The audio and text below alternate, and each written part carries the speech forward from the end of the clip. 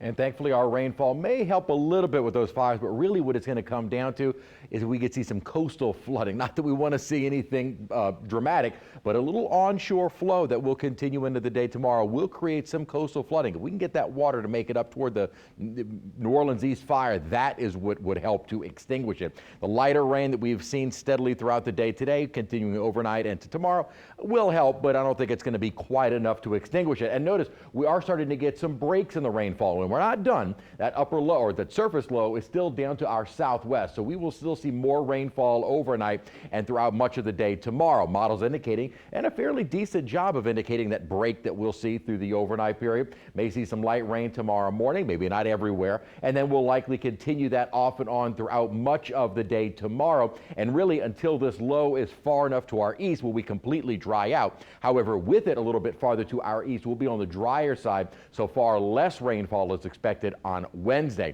So we'll keep the rainfall overnight tonight, but even that is not going to be as much as we saw today, and even the rain we saw today wasn't all that much. Didn't even pick up a ½ inch of rainfall, and that's really since this morning at Kenner. Only 3/10 of an inch at Slidell, about the same Lakefront Airport. Less than that, though, up in Bogalusa, and about ¼ of an inch in Baton Rouge and in Gonzales. So this has been a light, steady rainfall, and if that is the intensity that we're expecting tomorrow, with even maybe less coverage, we are not going to see any flooding issues from rainfall. Coastal flooding is the other issue. We'll have a strong onshore wind, and the winds will likely pick up tomorrow. That sustained wind may help out that fire if that water can make it far enough, but otherwise we are looking at probably some minor coastal flooding, anything outside of the hurricane risk reduction system, to most of our eastern facing shorelines through Wednesday evening.